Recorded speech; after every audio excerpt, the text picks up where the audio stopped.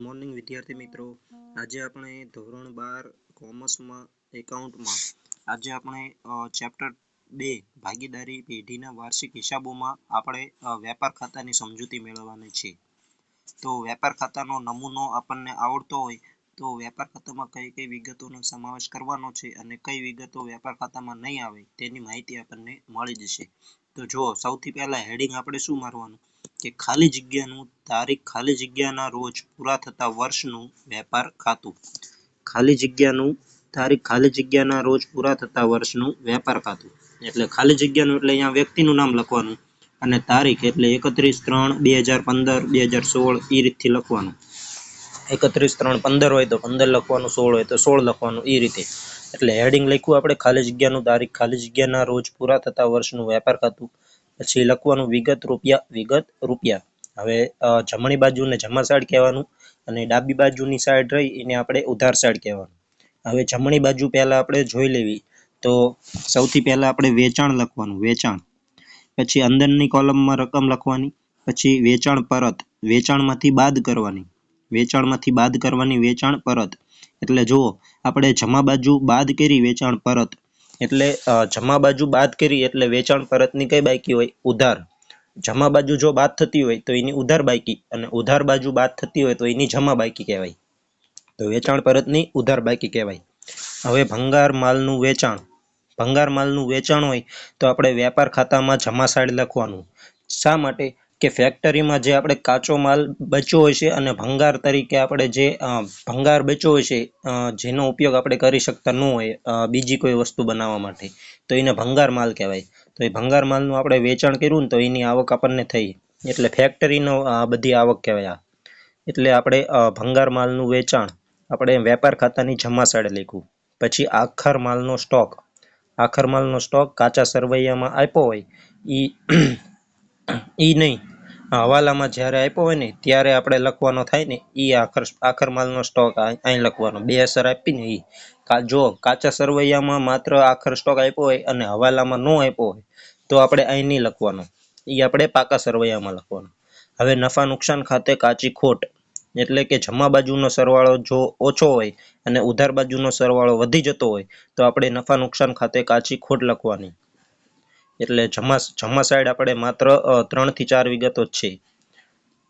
હવે ઉધાર સાઈડ તો શરૂઆતનો માલનો સ્ટોક, શરૂના માલનો સ્ટોક 2 મિનિટ. શરૂઆતના માલનો સ્ટોક. પછી આપણે લખ્યું ખરીદી, એમાંથી બાદ કર્યું ખરીદ પરત. પછી આપણે અન્ય રીતે ગયેલો માલ, ખરીદીમાંથી જ તે બાદ કરવાનો. અન્ય રીતે ગયેલો માલ એટલે જો ખરીદીમાંથી આપણે ખરીદ પરત બાદ કર્યું અને એમાંથી અન્ય રીતે ગયેલો માલ પણ બાદ કર્યો એટલે ખરીદ પરતની જમા બાકી બાદ કર્યું ઉધાર બાજુ એટલે એ જમા બાકી. અન્ય રીતે ગયેલો માલ એ પણ આપણે જમા બાકી જ કહેવાય પણ લખ્યું ઉધાર બાજુ બાદ કરીને, ખરીદીમાંથી બાદ કરવાની. અન્ય રીતે ગયેલો માલ એટલે કયો માલ? તો આપણે જાહેરાતમાં આપેલો માલ હોય, પછી નુકસાનીથી ગયેલો માલ હોય એટલે કે ખરીદી સિવાયના કોઈ પણ રીતે માલ જાય, વેચાણ સિવાય કોઈ પણ રીતે ખરીદીનો માલ આપણે જાય તો એને આપણે અન્ય રીતે ગયેલો માલ કહેવાય. પછી નમૂનામાં આપ્યો હોય, જાહેરાત તરીકે નમૂનામાં આપ્યો હોય, પછી કોઈ પણ પ્રકારનું નુકસાન થયું હોય અને માલ બળી ગયો હોય કે એવું થયું હોય ત્યારે અન્ય કોઈ પણ રીતે માલ જાય ને ખરીદી વેચાણ સિવાય તો એ આપણે ખરીદીમાંથી બાદ કરવાનું. પછી માલની ખરીદીને લગતા ખર્ચા તો એમાં આવશે મજૂરી, આવક માલ ગાડા ભાડું, રેલવે નૂર, લારી ભાડું, ગોદી ચાર્જ, ડેમરેજ, વોરફેજ, ઉત્પાદનને લગતા ખર્ચા.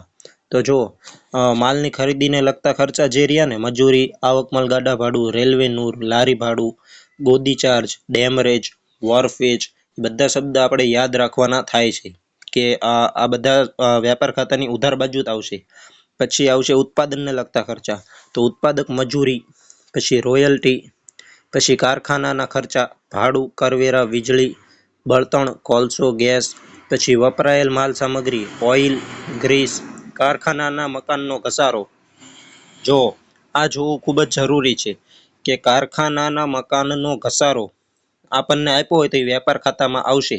હવે આપણને ખબર કેમ પડે? તો જુઓ કોઈ પણ વિગત આપી હોય ને આપણને કાચા સરવૈયામાં તો એટલું જોવાનું કે કારખાનું અને ફેક્ટરી, જો કારખાનું અને ફેક્ટરી એ બે શબ્દ આપ્યા હોય ને તો એ આપણે વેપાર ખાતામાં જ આવે. જેમ કે ઉત્પાદનને લગતા ખર્ચા કહેવાય. કારખાનામાં ઉત્પાદન થાય, ફેક્ટરીમાં પણ ઉત્પાદન થાય. એટલે બે સમાનાર્થી શબ્દો છે, કારખાનું અને ફેક્ટરી. તો કારખાનાના મકાનનો ઘસારો એટલે આપણે કારખાનો શબ્દ આવ્યું એટલે આપણે અહીં લખ્યું વેપાર ખાતાની ઉધાર બાજુ. હવે પ્લાન્ટ યંત્રોનો ઘસારો, કારખાનું, ફેક્ટરી અને પ્લાન્ટ એટલું યાદ રાખવાનું. કારખાનું, ફેક્ટરી અને પ્લાન્ટ. તો પ્લાન્ટનો ઘસારો હોય તો પણ અહીંયા જ લખવાનું. જેમ કે શબ્દમાં પ્લાન્ટ આવ્યું, કારખાનું, ફેક્ટરી અને પ્લાન્ટ એ ત્રણ શબ્દો આપણે યાદ રાખવાના. હવે નફા નુકસાન ખાતે કાચો નફો એટલે કે જમા બાજુની રકમ વધી ગઈ હોય અને ઉધાર બાજુ ઓછી રકમ હોય તો એ તફાવત રહીને આપણે ઉધાર બાજુ લખવાની. નફા નુકસાન ખાતે કાચો નફો એટલે એ જમા બાકી કહેવાય. જો ઉધાર બાજુ આપણે આખરની બાકી લખવી ને નફા નુકસાન ખાતે કાચો નફો એ જમા બાકી કહેવાય. અને જમા બાજુ આપણે જે લખવી ને નફા નુકસાન ખાતે કાચી ખોટ તો એ આપણે ઉધાર બાકી કહેવાય. એટલું યાદ રાખવાનું. તો આ હતી આપણી વેપાર ખાતાની સમજૂતી.